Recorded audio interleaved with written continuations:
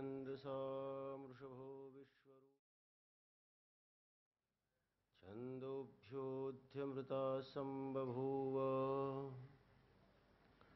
समेन्द्रो मेधया स्पृणोतु अमृतस्य देवधारणो भूयासम् शरीरं मे विचर्षणं जिह्वा मे मधुमत्तमा कर्णाभ्यां भूरिविश्रुवम् ब्रह्मणः कोशोऽसि मेधया पिहितः श्रुतं मे गोपाय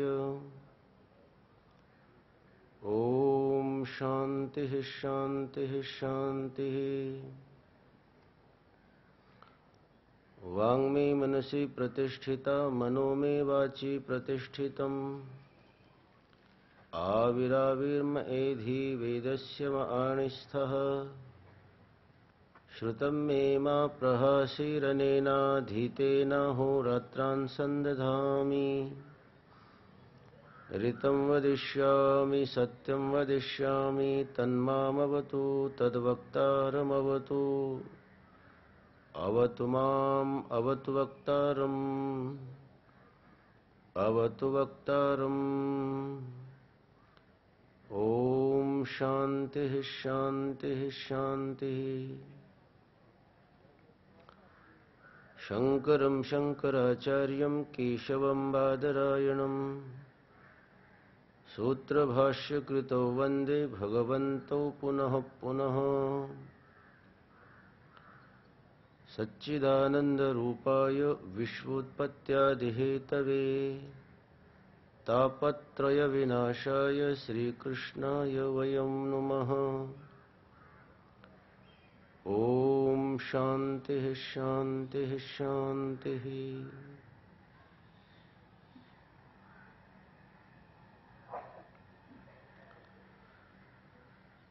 भगवत पूज्यपाद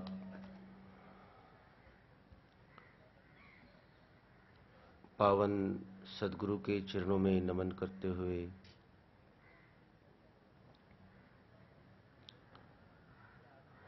सोमया परिवार के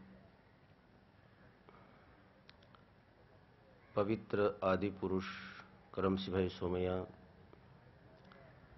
शांति भाई सोमया की दिव्य आत्मा को स्मरण करते हुए आदरणीय आत्मस्वरूपा लीलाबेन, समस्त सोमया परिवार के सदस्यगण,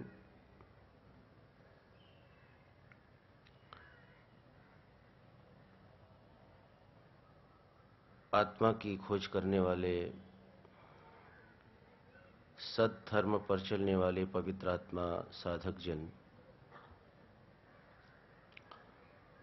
तद विज्ञानार्थम गुरुमेव अभिगच्छेत्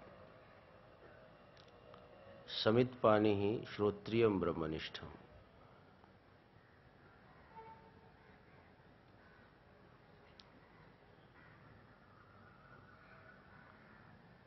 जीवन में ज्ञान का बहुत महत्व है।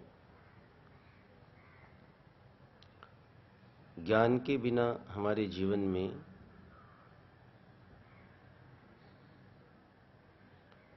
मनुष्यता का निर्माण संभव नहीं है। ज्ञान व्यक्ति को मनुष्य बनाता है।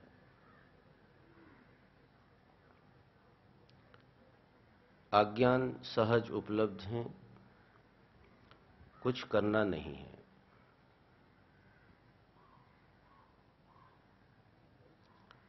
जैसे एक अंधकार, अंधकार को जलाना नहीं पड़ता है। अंधेरा बिना जलाए, बिना आयोजन हमारे आंखों के सामने आ जाता है, लेकिन प्रकाश को जलाना पड़ता है, दिए को जलाना पड़ता है। सारे आयोजन दिए को जलाने के हैं। हमारे जितने पुरुषार्थ हैं, श्रम हैं, दिए के जलाने में है। माचिस जुटानी पड़ती हैं, तेल बाती जुटानी पड़ती हैं।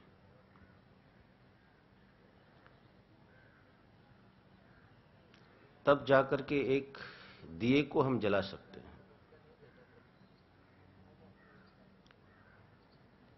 हमारे जीवन में बहुत सारी चीजें हैं जो बिना प्रयास, बिना आयास, पता नहीं कब से हमें मिली हुई हैं। इसलिए वेदांत में अज्ञान को अनादि बोला है। अनादि माने जिसका कोई आदि नहीं। हम नहीं बता सकते कि कब से हम अज्ञानी हैं। बात भी सत्य है। आपको मैं पूछूं, आप मेरे से कब से जानते हैं,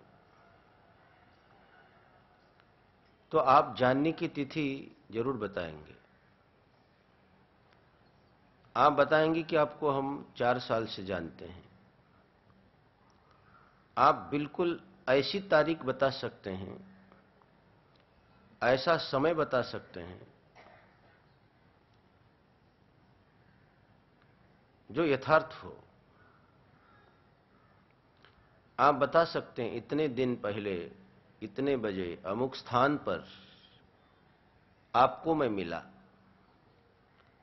और तब से जानने की प्रक्रिया का आरंभ हुआ। लेकिन मैं पूछूं कि आप मेरे को कब से नहीं जानते थे, तो आप नहीं बता पाएंगे। ये नहीं जानने की प्रक्रिया का आरंभ कहां से हुआ, कब हुआ, ये आप नहीं बता सकते हैं। हम जानने की प्रक्रिया के प्रारंभ को जान सकते हैं, लेकिन नहीं जानने की प्रक्रिया कब से शुरू हुई, इसको हम नहीं जान सकते हैं।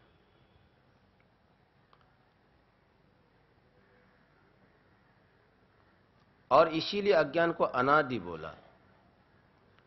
अनादि माने हम नहीं जानते हैं कब से हम अज्ञानी हैं। भगवान ने बोला, अज्ञानेनावृतम ज्ञानम तेन मुह्यन्ति जन्तवः। अज्ञान से आवृत ये जीवात्मा मोह करता है,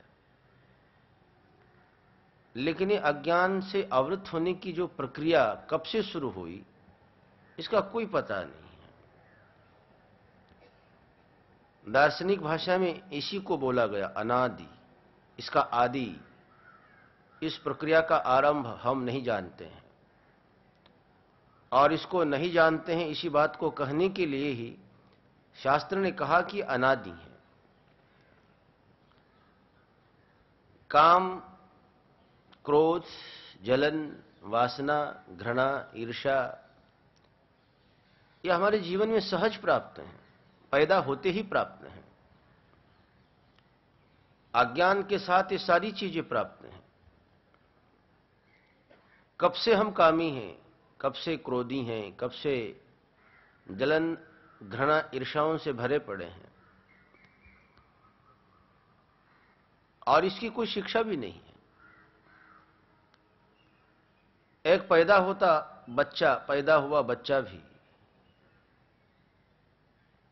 अपने आप ईर्ष्या करता है, वो जलता है दूसरे से। वहां पर भी स्वार्थ की भावना है, विकार है, लेकिन किसी ने शिक्षा थोड़ी दी उसको।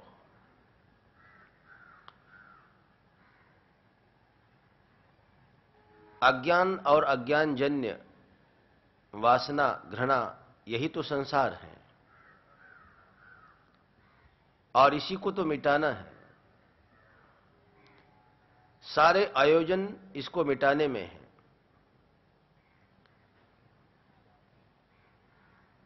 प्रहलाद जी ने भागवत में एक बहुत सुंदर सूत्र दिया, न तत् प्रयासो कर्तव्य।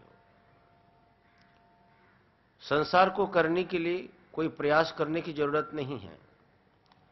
अज्ञान संसार है, अज्ञान जन्य ये चीजें संसार हैं, वासना संसार है, लेकिन इसको कुछ करना नहीं है।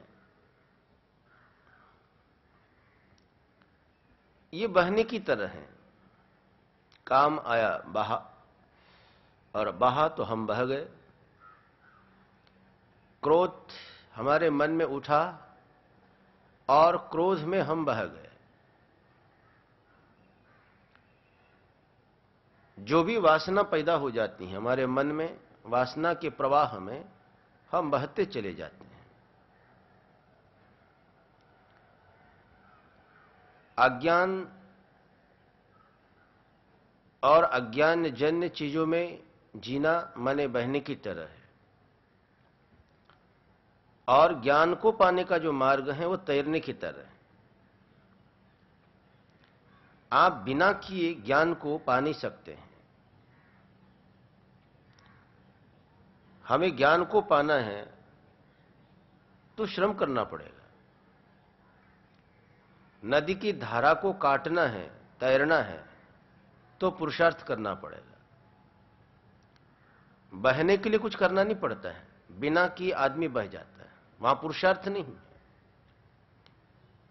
कोई आदमी ये नहीं बोलता है कि मैं बहा, अपने श्रम से, अपने पुरुषार्थ से। बहने में स्वतंत्रता नहीं है, तैरने में स्वतंत्रता है। बहने में व्यक्ति का पुरुषार्थ नहीं है, तैरने में व्यक्ति का पुरुषार्थ है। तैरने के लिए हाथ पैर चलाने होंगे, धारा को काटना होगा, उस दिशा में अपने श्रम को मोड़ना पड़ेगा।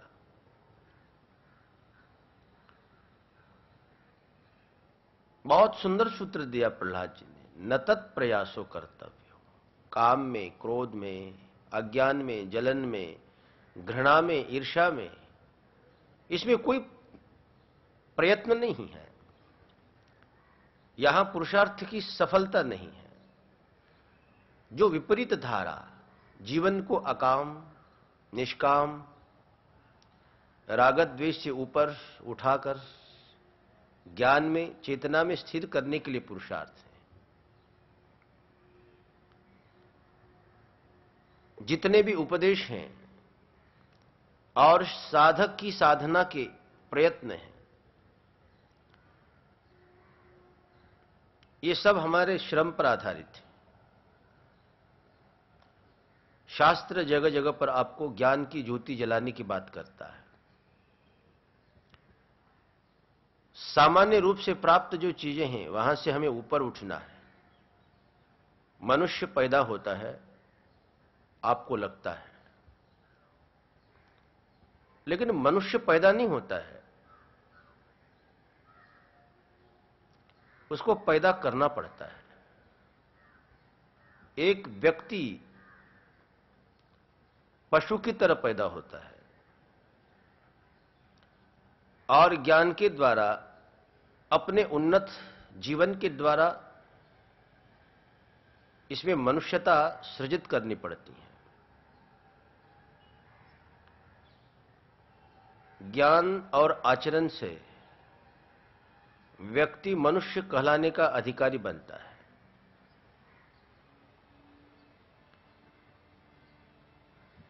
श्रुति ने बहुत सुंदर एक सूत्र दिया।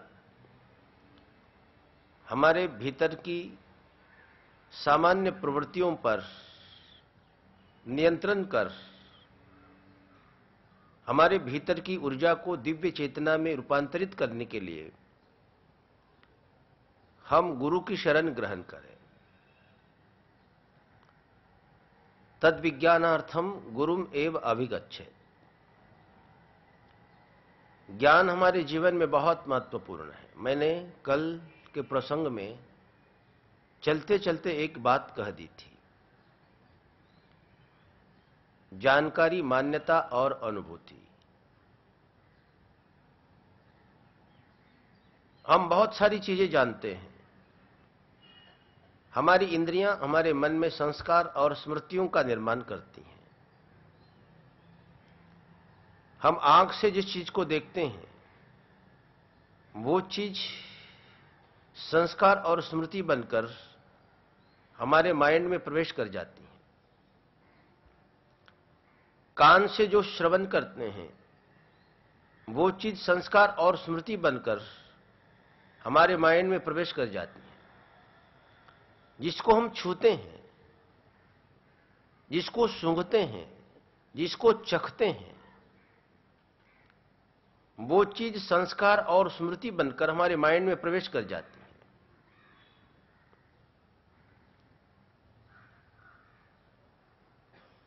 ये हमारे जीवन का क्रम है। ये हमारी इंद्रियां बाहर के पदार्थों के संस्कार और स्मृतियों के द्वारा हमें पुनः पुनः व्यवहार में ले जाती हैं। इसमें तीनों चीजें आ जाती हैं। जानकारी, ये बहुत सारे ज्ञानों का कलेक्शन है। ढेर सारी स्मृतियां और संस्कार ये जानकारियों का समूह है। हम जानते जाते हैं और जो जानकारी है उसमें से कुछ मानने लगते हैं। वो जानकारी हमारे जीवन की मान्यता बन जाती है। आप जिसको आस्तिक बोलते हो वो मान्यता से परे कोई चीज नहीं है। मानने का ही तो नाम आस्तिकता है। हमने भगवान के बारे में सुना और मानने लगे।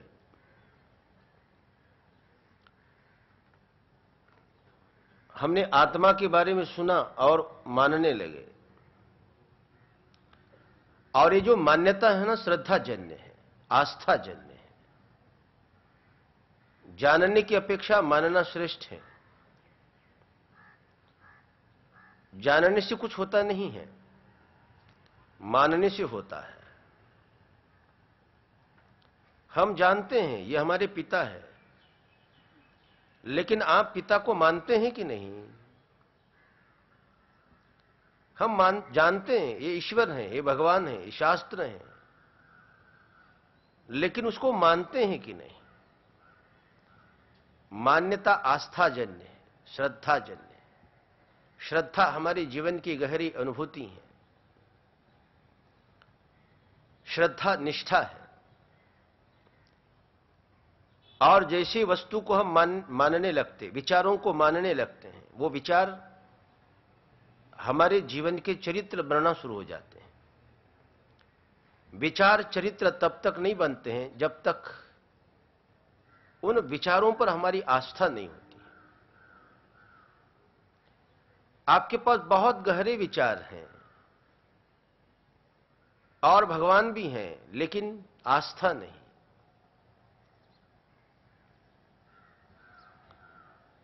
तो आप क्या करोगे उन विचारों को?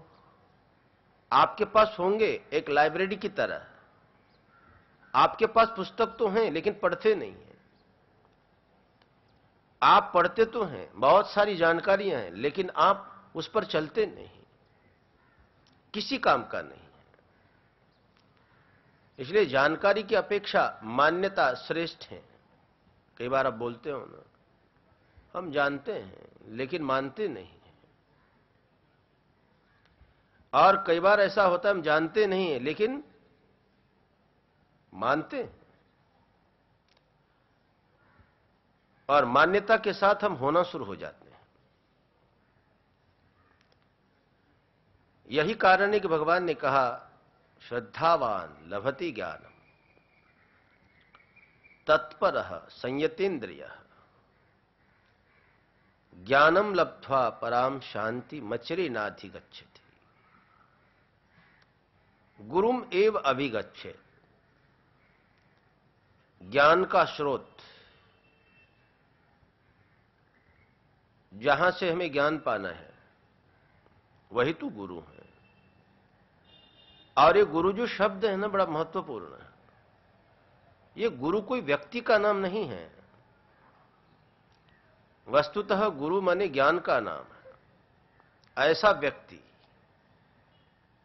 जहां जाते ही हमारा अज्ञान गिरने लगे, ऐसा व्यक्ति जहां से ज्ञान झरने लगे, वही तो गुरु है। इस गुरु शब्द में दो धातुएं हैं। दो धातुओं से गुरु शब्द बनता है। ग्री निगरने और ग्री शब्दे गिरति इति गुरु। माने जो शब्दों के द्वारा अपने भीतर की चेतना को, अपने भीतर के ज्ञान को, ज्ञान की धारा को आप तक पहुंचा रहे हैं। और गिरति अज्ञानम, हमारे अज्ञान को काट रहे हैं।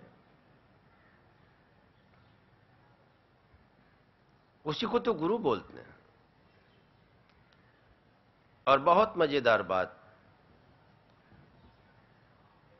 हमें अपने अज्ञान को काटना है तो पहले जानना होगा कि हम अज्ञानी हैं। अज्ञानी बने बिना ज्ञानी होने का कोई उपाय नहीं है। हम पहले अज्ञानी तो हो, हमें मालूम तो हो जाए कि हम कुछ नहीं जानते हैं, तभी तो हम जानने का प्रयत्न करेंगे। और शिष्य का भी यही अर्थ है। उन्होंने जान लिया है, मैं नहीं जानता हूं, अपने कद का पता चल गया है। और जैसे ही साधक ज्ञानी गुरु के सामने जाता है, उसको अपने कद का पता होना शुरू हो जाता है। उसको मालूम होना शुरू हो जाता है कि मैं अज्ञानी हूं। बात भी सत्य है, ज्ञानी के पास गए बिना अज्ञान का पता होना संभव नहीं है।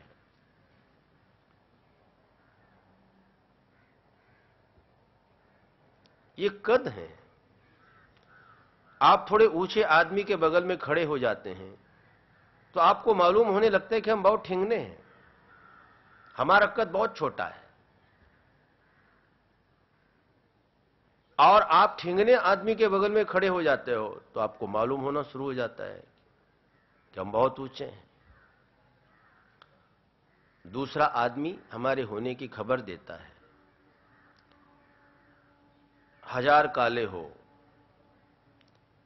और उन 1000 कालों में एक गोरा पहुंच जाता है, और वो हजारों काले अपने आप को देखने लगते हैं हम काले हैं। उसको मालूम होने लगता है हम काले हैं। आश्चर्य, वो पहले भी काले थे, लेकिन उसका काला होना उनको खलता नहीं था। लेकिन उन 1000 कालों में एक गोरा पहुंच जाता है और उन हजारों कालों को खबर होना शुरू हो जाती है कि हम काले हैं। और वो सोचने लगते हैं हम काले क्यों हैं। काला होना खलने लगता है और वो भी गोरे होने की कोशिश करता है। हम अज्ञान में हैं, अज्ञानियों के बीच में हैं। हमें कभी मालूम नहीं पड़ेगा कि हम अज्ञानी हैं। सत्संग, इसीलिए शास्त्र ने कहा सत्संग करो। शास्त्र ने इसीलिए कहा कि आप ज्ञानी के पास जाओ, आप भक्तों के पास जाओ। हम अज्ञानियों के समूह में भी जीते हैं और हमें मालूम होना ही बंद हो जाता है कि हम अज्ञानी हैं। एक प्रकार से काले लोगों के बीच में रहने की तरह संतुष्ट हैं। हम अज्ञान से संतुष्ट, वासना से संतुष्ट, लेकिन किसी निर्वसन व्यक्ति के सानिध्य में जाए, ज्ञानी गुरु के सानिध्य में जाए, किसी परमात्मा के प्रति समर्पित व्यक्ति के सानिध्य में जाए और वहीं से हमारे होने की सूचना हमें मिलनी शुरू हो जाती है। ज्ञानी के पास जाते ही हमारे अज्ञान की सूचना हमें मिलनी शुरू हो जाती है। हमें मालूम होने लगता है हम कितने अज्ञानी हैं। एक निर्वसन व्यक्ति के सानिध्य में जाते ही हमें मालूम होना शुरू हो जाता है कि हम कितने वासनावान हैं। एक भक्त के सानिध्य में जाते ही मालूम होने लगता है कि हमारे भीतर परमात्मा के लिए कितना प्रेम है। इसीलिए तो श्रुति ने कहा गुरुम एव अभिगच्छे। जैसे हम गुरु के पास जाते सबसे पहली चीज होती है हमारे अस्तित्व का बोध हमें होना शुरू हो जाता है। हमारे में कितनी कमियां हैं ये मालूम होना शुरू हो जाता है। हमारा अज्ञान कितना गहरा है यह हमें मालूम होना शुरू हो जाता है। अज्ञानी होना अलग बात है और अज्ञानी होने का बोध होना, पता चलना, यह अलग बात है। हम रोगी हैं लेकिन रोग का पता ही ना हो तो हम डॉक्टर के पास जाने का प्रयत्न नहीं करेंगे। पता होना बहुत जरूरी है, अपने कद का, अपने होने का, अपने बीमारियों का, अपनी कमियों का। और एक बार केवल मालूम हो जाए, पता चल जाए कि बीमारी है, फिर आपको कोई नहीं रोक सकता है वहां से ऊपर उठने के प्रयत्न में जाने के लिए आप तत्पर होंगे।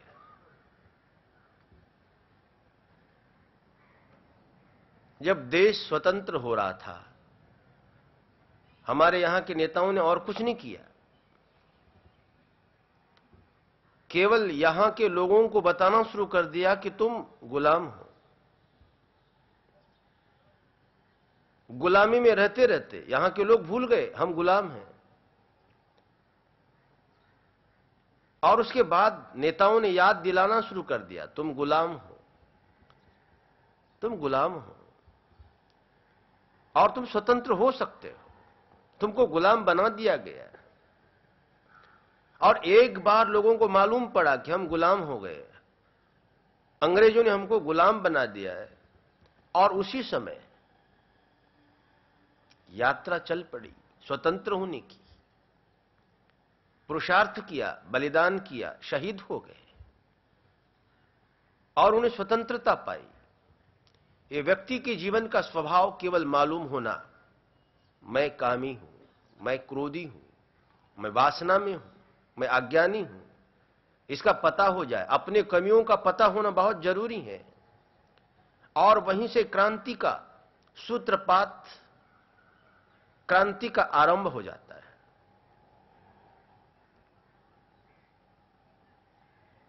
केवल मालूम होना चाहिए। आपने कभी चूहे को पकड़ा? आपने कभी चूहे को पिंजरे में बंद देखा?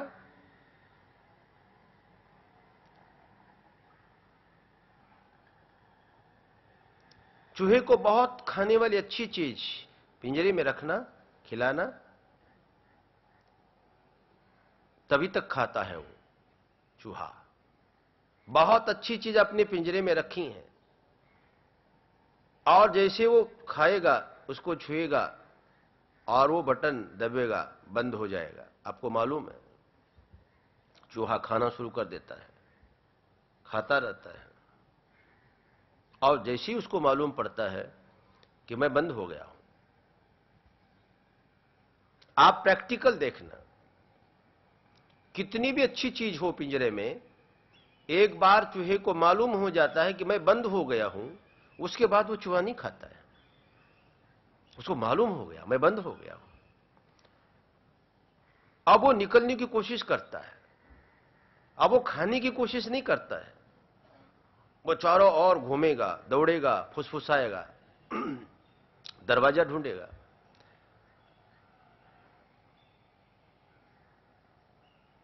आदमी के जीवन की भी यही भावना है। हमें मालूम नहीं, बंद हो गए पिंजरे में, वासना के पिंजरे में बंद हैं, लेकिन मालूम नहीं है। तभी तक हम वासना में जी रहे हैं, हम अज्ञान में जी रहे हैं, आनंद मना रहे, अज्ञान के आनंद मना रहे हैं और अज्ञान के पिंजरे में बंद हैं। ये दुनिया के जितने आनंद, ये सारे आनंद क्या है? ये बंद पिंजरे के आनंद, वासना के आनंद मालूम नहीं। और एक बार मालूम हो जाए उसके बाद हम लोग काटने का प्रयत्न करेंगे, वासना वासना मालूम पड़ेगी। कामना, विकार, जलन ये मालूम पड़ेंगे। एक बात मैं पूछता हूं आपको, आप सूरदास जी के, तुलसीदास जी के, अनेकों संतों के प्रारंभिक पद्यों को पढ़ना, बहुत मजेदार बातें कही उन्होंने। सूरदास जी कहते कि मैं कामी हूं, मैं खली हूं, क्रोधी हूं, अज्ञानी हूं, और प्रभु हमको यहां से ऊपर उठा लो।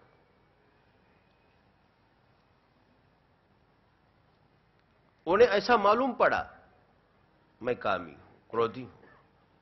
मैं आपको पूछता हूं, क्या हमसे ज्यादा वो कामी हैं? क्या वो हमसे ज्यादा क्रोधी हैं? क्या वो हमसे ज्यादा जड़मूढ़ हैं?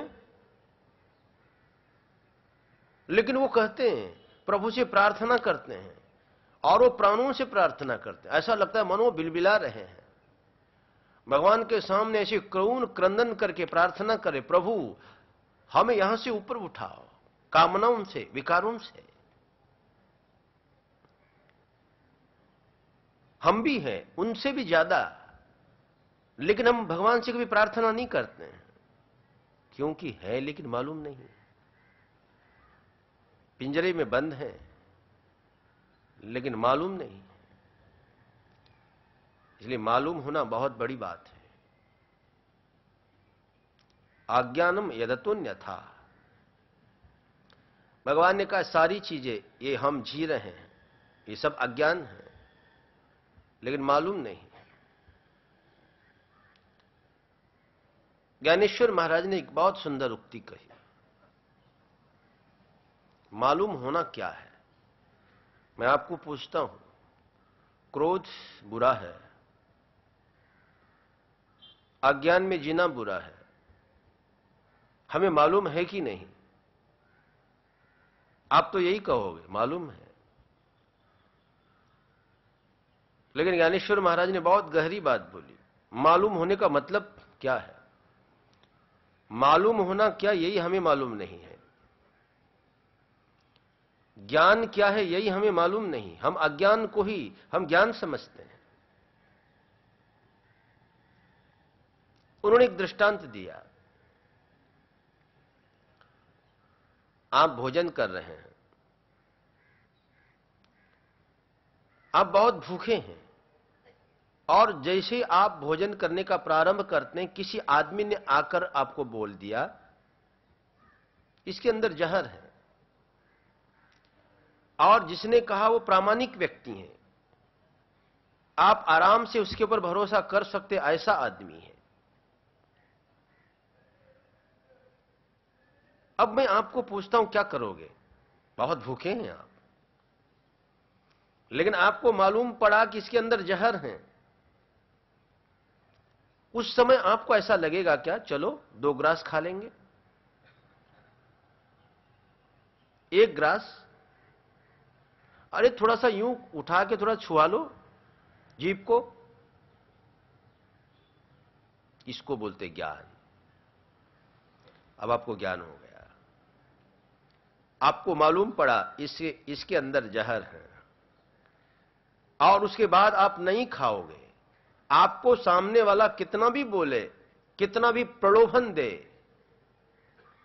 आप नहीं खाओगे। इसको बोलते ज्ञान। ज्ञान वह है जो जीवन बन जाए। हमें मालूम पड़ा क्रोध करना बुरा है, और जैसे ही मालूम पड़ा उसी समय क्रांति जीवन में शुरू हो जाती है। आप जो क्रोध करते हैं ना, क्रोध करना विदा होना शुरू हो जाता है। हम क्रोध भी करते जाते हैं, और ये बोलते भी जा रहे हैं कि क्रोध करना बुरा है। इसका मतलब अभी मालूम नहीं है, अभी ज्ञान नहीं हुआ है। ज्ञान बहुत पवित्र चीज है, ज्ञान ही तो क्रांति है जीवन की। इसलिए शास्त्र कहता है जानना ही पर्याप्त है, और कुछ करना नहीं। ज्ञान की श्रेष्ठता क्यों है? इसीलिए क्योंकि ज्ञान क्रांति है। एक बार मालूम हो जाए ये बिजली है, नंगे तार है, आप छुओगे? नंगे तार हैं, इसके अंदर बिजली है, करंट आपको मालूम पड़ा, छुओगे? ये तो प्रैक्टिकल है। आप जहां भी आपको मालूम हो जाता है वहां से आप या तो लौटना शुरू करते हैं या तो आप आगे बढ़ने की कोशिश करते हैं, केवल मालूम हो जाए बस। इसलिए सर्वप्रथम सूत्र है, जिसको मालूम हुआ मैं अज्ञानी हूं,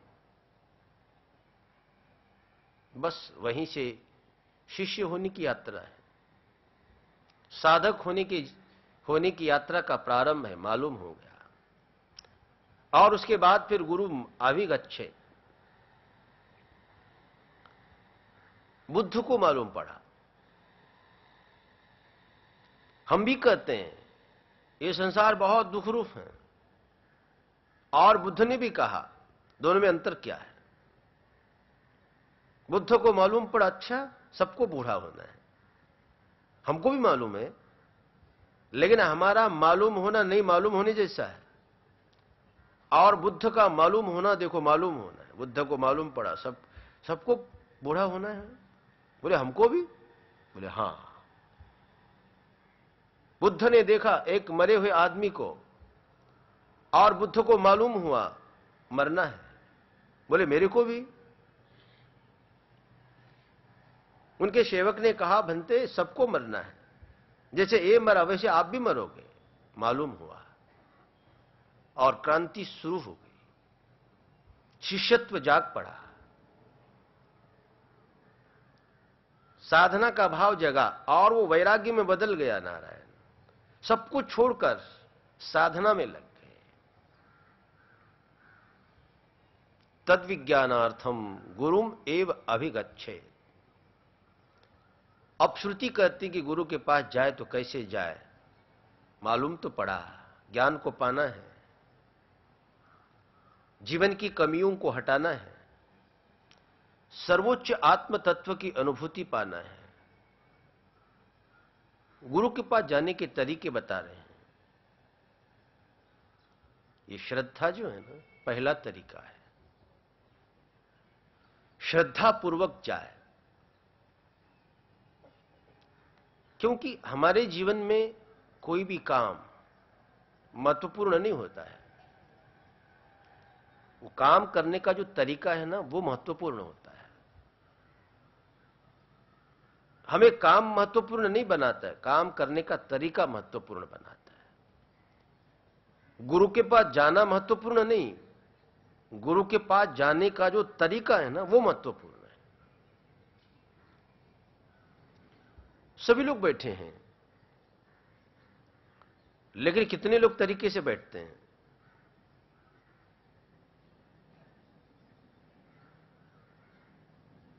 सभी लोग लिखते हैं, लेकिन कितने लोग तरीके से लिखते हैं? बहुत से लोग भोजन बनाते हैं, लेकिन कितने लोग तरीके से भोजन बनाते हैं? बहुत लोग सोचते हैं, लेकिन कितने लोग तरीके से सोचते हैं? एक तरीका कला है, जीवन की सुंदरता है, और वो तरीका ही हमें सफल बनाता है। बोलने का तरीका आदमी को प्रभावित करता है, बोलना प्रभावित नहीं करता है। आदमी किस तरीके से बोलता है, आप चलते हैं, चलने का भी तरीका है। हम गुरु के पास जाते हैं, उसका भी एक तरीका है। बिना तरीका हम कर भी ले, सफल होने में संदेह है। हम पूजा भी करते हैं, लेकिन तरीके से नहीं कर पाते। हम ध्यान भी करते हैं, लेकिन तरीके से नहीं कर पाते। हम जब भी करते हैं, लेकिन तरीके से नहीं कर पाते, इसलिए हम उसके फल तक नहीं पहुंच पाते। श्रुति कहती है आप जाओ गुरु के पास, लेकिन पहले तरीका सीखो, जाना कैसा चाहिए। श्रुति कहती समित पानी, यह आत्म नियंत्रण की प्रक्रिया है। ज्ञान को पाने के लिए आत्म संयम, आत्मनियंत्रण बहुत जरूरी है। समित पानी, ये समर्पण है। सबसे पहले हम गुरु के पास जाए, तो यहां भगवान ने गीता जी में इसी बात को थोड़ा व्याख्यान करके बता दिया है। प्रणिपातेन परिप्रश्नेन सेवया। भगवान ने कहा सबसे पहला जो तरीका है जाने का, बोले प्रणाम कर लो, हाथ जोड़ो। लेकिन ये बड़ी सरल बात है, ये मूल्य चुकाना है। ज्ञान को पाने का मूल्य चुकाना, और वो छोटा सा मूल्य है प्रणाम करना। लेकिन ये प्रणाम करना और कुछ नहीं, हमारे भीतर की जो अभिमानी मनोवृत्ति है उसका त्याग करना है। ये गुरु की स्वीकृति है। प्रणाम करना माने हम गुरु को स्वीकार कर रहे हैं, अपने भीतर के अहंकार को विसर्जन कर रहे हैं। अभिमानी आदमी किसी को प्रणाम नहीं कर पाता है। अभिमानी आदमी कभी झुक नहीं पाता है, और विनम्र व्यक्ति हमेशा झुका हुआ होता है, और जो झुकता है वही पाता है। जो अभिमान में अक्कड़ में बना रहता है पाने से वंचित रह जाता है। आप गंगा के किनारे गए हैं, प्यासे हैं, आपको झुकना होगा। आप बिना झुके गंगा के जल को आप पी नहीं सकते हैं, झुकना होगा, अंजुलि भरकर उस जल को पान करना होगा। ऐसे ही है, प्रणाम माने झुकना है, समर्पण है, हृदय का कोमल एहसास है। और उसके बाद फिर परिप्रश्न, हम पूछ सकते हैं गुरु को, अपने भीतर की भावना को व्यक्त कर सकते हैं। लेकिन यहां बहुत गहरे में भगवान ने परिप्रश्न बोला है। भगवान ने प्रश्न नहीं बोला, परिप्रश्न। और ये जो परिप्रश्न है ना, यही सबसे महत्वपूर्ण बात है। हम प्रश्न तो करते हैं, लेकिन हमारे प्रश्न परिप्रश्न नहीं बन पाते हैं। मीरा का परिप्रश्न है, चैतन्य महाप्रभु का परिप्रश्न, तुकाराम महाराज का परिप्रश्न है, स्वामी विवेकानंद जी महाराज रामकृष्ण परमहंस के पास गए, उनका प्रश्न नहीं था, परिप्रश्न। प्रश्न और परिप्रश्न में अंतर है। हमारा प्रश्न हमारी उत्सुकता है, केवल ज्ञान के संकलन की भावना से है तो प्रश्न है, कोई समस्या नहीं है। प्रश्न समस्या बनकर उभरे, समस्या वेदना है, पीड़ा है। यदि वो प्रश्न है ना, तो कोई पीड़ा नहीं है।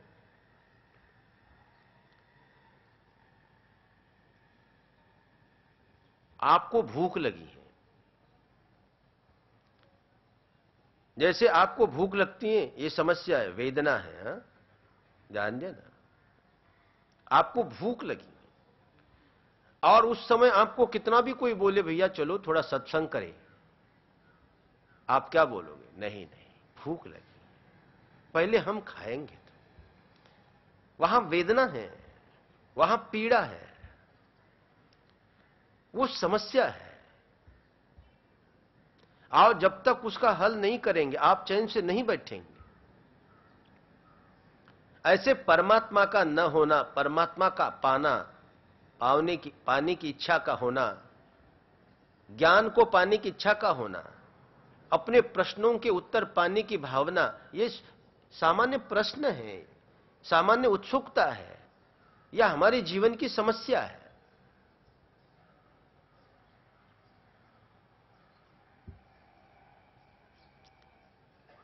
यदि वो समस्या है तो परिप्रश्न है। जो प्रश्न उत्तर पाए बिना कभी शांत नहीं हुआ करते, परिप्रश्न कभी उत्तर पाए बिना शांत नहीं होते, और जो प्रश्न है ना, उत्तर पाए बिना शांत हो जाते हैं। एक छोटा सा उदाहरण मैं आपको बता दूं। एक अपने महात्मा जी हैं, महामंडलेश्वर पूज्य स्वामी माधवानंद गिरी जी महाराज। शायद ये प्रेमपुरी आश्रम की बात है। बहुत से लोग आके उन्हें प्रश्न पूछा करते थे, बहुत सारे प्रश्न पूछते। एक दिन उनको लगा कि चलो इन प्रश्न पूछने वालों में कितने सच्चे प्रश्न पूछ रहे हैं, थोड़ा जांच लेते हैं। उन्होंने यूं मजाक मजाक में, मौज में बोला, आप लोगों को जितने प्रश्न पूछना है पूछना, और उनके समाधान मैं दूंगा, लेकिन एक शर्त है।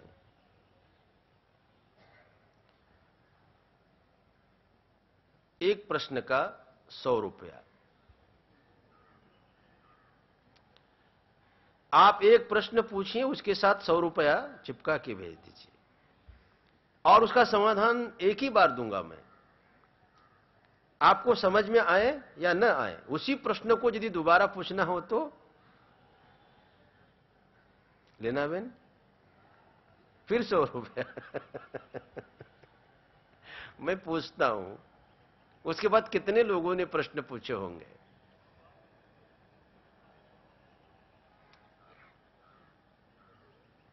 अरे उसके बाद तो एक भी आदमी प्रश्न पूछने के लिए तैयार नहीं हुआ। बोले महाराज बस हो गया, बोले उत्तर मिल गए सब। भगवान कहते परिप्रश्न वो हैं जिस प्रश्न के उत्तर को पाने के लिए हम मूल्य चुकाने के लिए तैयार हैं।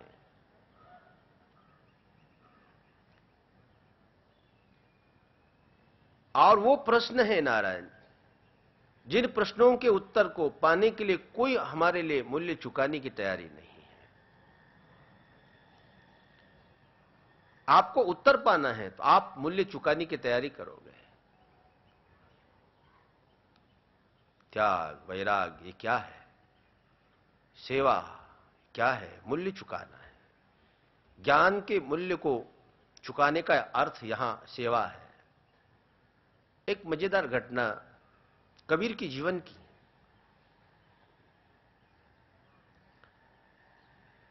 कबीर के पास बहुत से लोग आने लगे, ज्ञान को पाने के प्रश्न पूछने लगे, परमात्मा को पाने की जिज्ञासाएं रखने लगे। कबीर ने सोचा कि मैं देख तो लूं ये लोग सचमुच परमात्मा को पाना चाहते भी कि नहीं। कबीर ने घोषणा कर दी, अमावस्या की रात्रि में अमुक जगह पर, अमुक टीले के पास मेरे पास जो भी आएगा और जो प्रश्न पूछेगा, जो चाहिए उसको मिल जाएगा। लोगों को बहुत अच्छा लगा। निश्चित समय पर कबीर उस टीली के ऊपर खड़े हो गए, हाथ में मशाल थी। हजारों लोग पहुंचे और लोगों ने पूछना प्रारंभ कर दिया। कोई बोले हमको ये चाहिए, कोई बोलता वो चाहिए, वो चाहिए। बहुत से लोग कह रहे थे परमात्मा चाहिए, ज्ञान चाहिए। कबीर ने कहा चिंता मत करो, आज मैं सबको ज्ञान प्रदान करूंगा, भगवान प्रदान करूंगा। ये जो मेरी मशाल है ना, कबीर ने कहा ये मशाल जिसको दूंगा उसको ज्ञान हो जाएगा, उसको परमात्मा मिल जाएगा। लोगों ने सोचा कि इस मशाल में कोई विशेषता होगी। लोग टूट पड़े, कबीर के साथ छीना झपटी करने लगे। बोले ये मशाल हमको देना, हमको देना, हमको देना। एक मशाल लेने वाले बहुत सारे लोग। लोगों को लगा एक ही तो है, जल्दी करो, छीनो।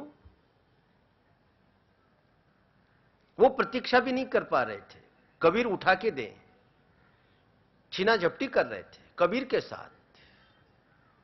कबीर ने कहा रुको रुको, ये मशाल मैं आपको दूं तो भी आपको परमात्मा नहीं मिलेंगे, क्योंकि मशाल लेने का जो मंत्र है अभी मैंने बताया कहां है।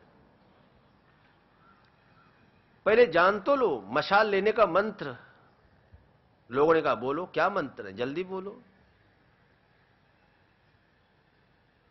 कबीर ने कहा कि ये मशाल आप लोगों के हाथ में देता हूं, आप इस मशाल को लेकर के घर जाना और घर जाकर अपने घर को आग लगाकर यहां वापस आ जाना। बोले उसके बाद तुमको मैं ज्ञान प्रदान करूंगा। मैं आपको पूछता हूं, कितने लोगों ने आग लगाई होगी? कितने लोगों ने उस मशाल को लेने का प्रयत्न किया होगा? कबीर बहुत गहरी बात बोल गए। आपको ज्ञान को पाना है, परमात्मा को पाना है, उसका मूल्य चुकाओगे कि नहीं? बिना मूल्य चुकाए दुनिया में कुछ भी तो नहीं मिलता है।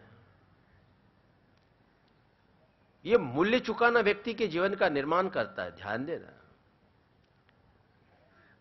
इसलिए सेवा बोला, सेवया परिप्रश्नेन सेवया।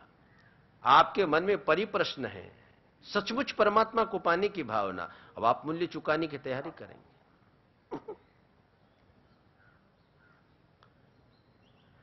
और ये मूल्य चुकाना है ना, यही ज्ञान के महत्व को प्रकट करता है।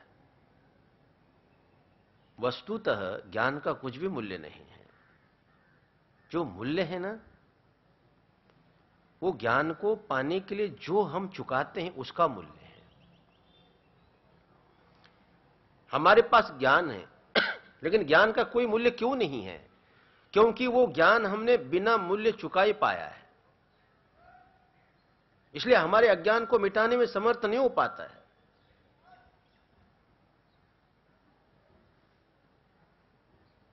एक बहुत बड़ी कीमती पुस्तक 1000 रुपए की आपको मैंने यूं बांट दिया, प्रसाद के रूप में बांट दिया। अब मैं पूछता हूं, वो पुस्तक बहुत मूल्यवान आपके घर तक पहुंचेगी कि नहीं? संदेह है। हो सकता है आप वो पुस्तक किसी को दे भी दे, मांगे तो भी दे दे, और नहीं मांगे तो भी आप बहुत उदारता से बोलोगे भैया इस पुस्तक को पढ़ लेना, बहुत अच्छी है। हो सकता है वो पुस्तक कहीं आप छोड़ भी दे,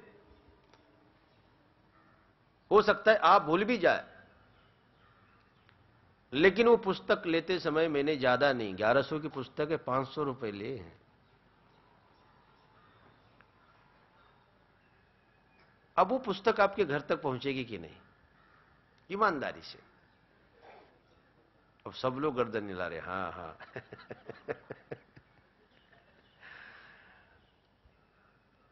रास्ते में किसी व्यक्ति ने बोला कि भैया ये पुस्तक ले जाऊं? बोले नहीं नहीं भैया, 500 रुपए देके खरीदी है हमने। आप रास्ते में भूलोगे उसको। आपका मूल्य किसमें है? आपके लिए मूल्यवान क्या चीज है? वो पुस्तक मूल्यवान नहीं है। उस पुस्तक के लिए आपने मूल्य चुकाया है, वो मूल्यवान है। उस मूल्य ने उसको मूल्यवान बनाया है। बहुत गहरी बात है। ज्ञान को पाने के लिए बहुत मूल्य चुकाया है। वो मूल्य चुकाना हमें मूल्यवान बना देता है। मूल्य चुकाते चुकाते हम मूल्यवान हो जाते हैं, और इसीलिए हम ज्ञान के मूल्य को समझ पाते हैं, और वो ज्ञान हमारे अज्ञान को काटने में समर्थ हो जाता है। एक छोटा सा उदाहरण देकर मैं अपने वाणी को विराम देता हूं। एक कोई साधक था, वो परमात्मा को पाना चाहता था, गुरु की खोज में था। वो साधक एक महात्मा के कुटिया में गया। बहुत विरक्त साधु थे। उनके पास जाके उन्होंने प्रार्थना की,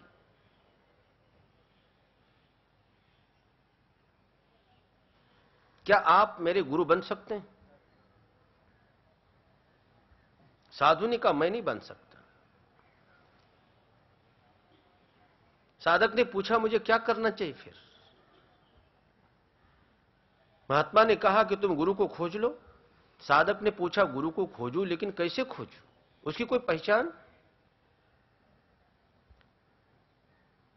महात्मा जी ने बता दिया। बोले जिसकी आंखों से दिव्य रोशनी निकले, शरीर से दिव्य सुगंध निकले, समझना वही तुम्हारे गुरु हैं। समर्पित हो जाना, सेवा करना, तुम्हें ज्ञान मिल जाएगा। विश्वास था, इतना विश्वास था महात्मा के प्रति। साधक निकल पड़ा, वो गुरु को खोजने में निकल पड़ा। वो हर जगह पर जाता, अनेकों महात्माओं को मिलता और सबसे पहले यही देखता इनकी आंखों में रोशनी है कि नहीं, शरीर से दिव्य सुगंध निकल रही कि नहीं। पूरे भारतवर्ष में भ्रमण करता रहा, हरिद्वार, ऋषिकेश, वृंदावन, काशी, रामेश्वर, अनेकों तीर्थों में, अनेकों गुफाओं, हर जगह पर जाके यही देखता कि इस महात्मा की आंख में रोशनी है कि नहीं, इसके शरीर से दिव्य सुगंध प्रवाहित हो रही कि नहीं। लेकिन नारायण जब रोशनी नहीं दिखाई देती, कोई सुगंध मालूम नहीं पड़ती, हताश निराश हो जाता, फिर चल पड़ता दूसरे की खोज में।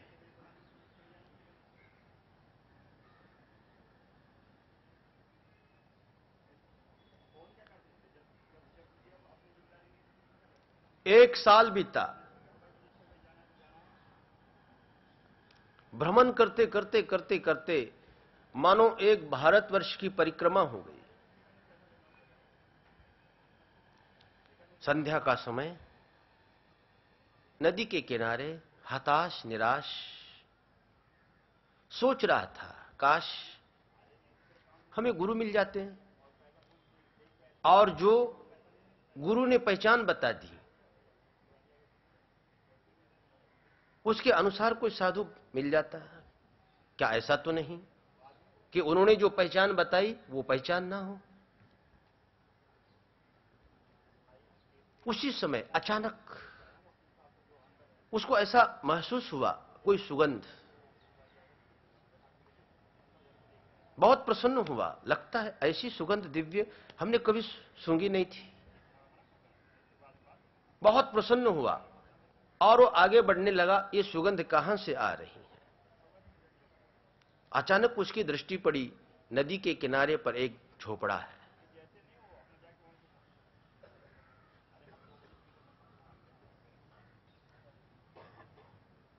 बहुत प्रसन्न हुआ, झोपड़े के अंदर प्रवेश कर गया। एक महात्मा बैठे थे, बहुत शांत, चारों ओर सन्नाटा।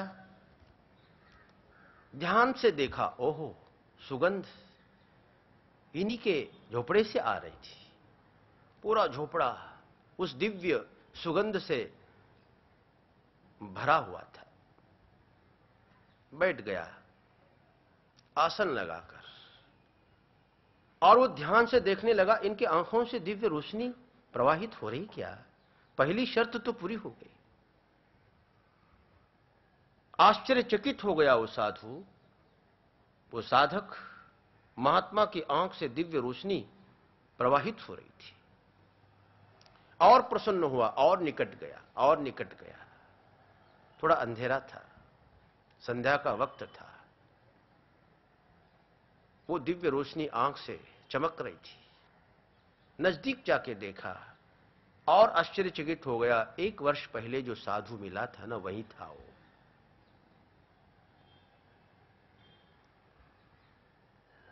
पहचान गया, साष्टांग प्रणिपात हो गया, रोने लगा और रोते हुए उन्होंने कहा, प्रभु आप ही मेरे गुरु हैं। 1 वर्ष पहले मैं आपके पास आया था, आप वही हैं? गुरु ने कहा, हां वत्स, मैं वही हूं। साधक ने पूछा, आपने मेरे को बताया था जिसके शरीर से दिव्य सुगंध निकले और आंख से दिव्य ज्योति, वही तुम्हारा गुरु है, बताया था? बोले, हां वत्स, बताया था। उस साधक ने पूछा, क्या 1 वर्ष पहले आपके शरीर से ये सुगंध प्रवाहित नहीं हो रही थी? क्या आंख से ये दिव्य ज्योति प्रकट नहीं थी? क्या उस समय आप योग्य नहीं थे? गुरु ने कहा, वत्स ऐसा नहीं, उस समय भी मेरे आंख से दिव्य ज्योति प्रवाहित हो रही थी, लेकिन उसका अनुभव करने की आंख तुम्हारे पास नहीं थी। उस समय भी दिव्य सुगंध इस शरीर से प्रवाहित हो रही थी, लेकिन इस दिव्य सुगंध का अनुभव करने की नाक तुम्हारे पास नहीं थी। आज तुम समर्थ हो। 1 वर्ष का समय लंबा बीता, तुमने खोजा, तुमने बहुत मूल्य चुकाया। गुरु के खोज में तुमने अपना 1 वर्ष लगा दिया। त्याग, वैराग्य, समझ, तितिक्षा, एक जगह से दूसरी जगह पर तुम खोजते हुए निकल पड़े, और खोजते खोजते इस मेरे भीतर के दिव्य भाव को समझने की योग्यता तुम्हारे अंदर आ गई।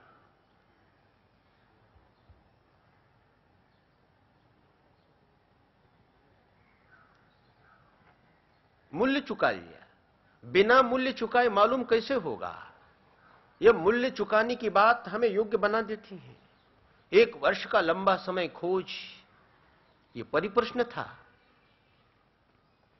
महात्मा की आज्ञा के पालन ये सेवा थी।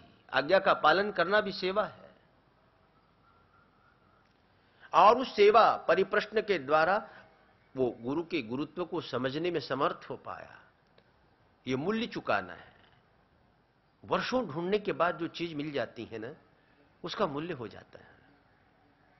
और जो अनायास सरल चीज मिल जाती है, उसका कोई मूल्य नहीं रहता हमारे जीवन में।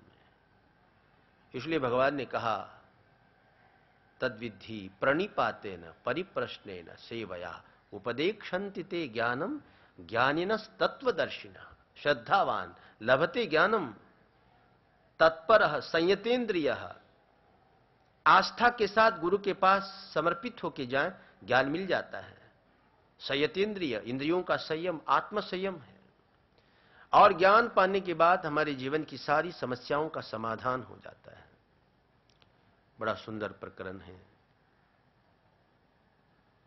बहुत सी बातें हैं जो जीवन में हम उतार लेते हैं। ज्ञान आचरण बन जाता है।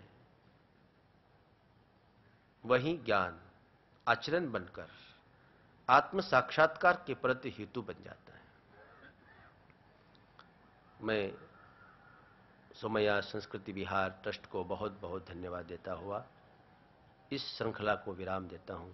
सभी के भीतर विराजमान आत्मरूप जो परमात्मा, उसको नमन करता हुआ अभी आप लोग ध्यान करें।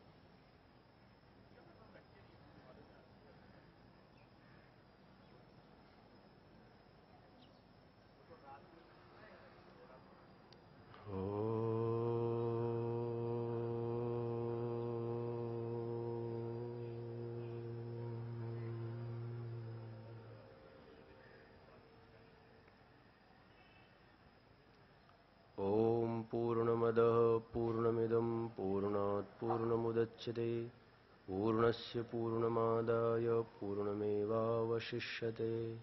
ओम शांति शांति शांति। सबको मकर संक्रांति की बहुत बहुत शुभकामनाएं। अभी हमारी लीलाबेन ने बोला, तिलगुड़ घ्या गोड़ गोड़ बोला, भांडू नका। आपस में सब में प्रेम बढ़े, आनंद पूर्ण हो। नववर्ष हरिओम तत्सत। हरिओम। સૌને મકર સંક્રાંતિની હાર્દિક શુભેચ્છા. કજી સોમૈયા ટ્રસ્ટ, સોમૈયા સંસ્કૃતિ વિહાર અને સોમૈયા વિદ્યા વિહારના 25મા જ્ઞાન યજ્ઞમાં મહામંડલેશ્વર આચાર્ય શ્રી પ્રણવાનંદજીએ આત્મસંયમ અને આત્માનુભૂતિ, આત્મા પર સંયમ રાખીએ તો દિવ્ય અનુભૂતિના દર્શન થાય, આ વિષય પર વક્તવ્ય આપ્યું એ બદલ સમગ્ર સોમૈયા પરિવાર વતી એમનો ઋણ સ્વીકાર કરીએ છીએ. હરિઓમ. હરિઓમ. સવારના બીજા સત્રમાં પરમ પૂજ્ય સ્વામી પ્રમોદ સુધાકરજી ભજન અને સત્સંગનો કાર્યક્રમ પ્રસ્તુત કરવાના હતા. એમની નાદુરસ્ત તબિયતને લીધે એ કાર્યક્રમ રદ કર્યો છે અને એની જગ્યાએ મહામંડલેશ્વર આચાર્ય પ્રણવાનંદજી ગીતાનું રહસ્ય આ વિષય પર વક્તવ્ય આપશે. આજે સાંજને 6:30 કલાકે શ્રીમતી અનિલાબેન મહેતા સંચાલિત મધુર મિલનના ભજનની વર્ગની બહેનો રજૂ કરશે સુહાની શ્યામ સુંદરને નામ. આવતીકાલે સવારના 7 વાગે પરમ પૂજ્ય સ્વામી વિષ્ણુ વલ્લભાનંદજી આધ્યાત્મિક જ્ઞાનનું મહત્વ આ વિષય પર વક્તવ્ય આપશે. સવારના બીજા સત્રમાં પરમ પૂજ્ય મહામંડલેશ્વર સ્વામી પ્રણવાનંદજી ગીતાનું રહસ્ય આ વિષય પર વક્તવ્ય આપશે. આવતીકાલે સાંજના 6:30 કલાકે રંગમંચના કલાકારો નારી સંવેદનાને ઉજાગર કરતો અનોખો નાટ્યાત્મક પ્રસ્તુતિ કરશે. એક સાંજ નારીને નામ. કલાકારો છે રૂપા દિવેટિયા, અમિત ત્રિવેદી, મંજરી મુજુમદાર, રિંકુ પટેલ, અલ્પા મોદી, કાવ્ય પઠન મનીષા જોશી અને સંચાલન ડોક્ટર નલિની માળગાંવકર. આ સર્વે કાર્યક્રમો માણવા માટે હાર્દિક આમંત્રણ. હરિઓમ.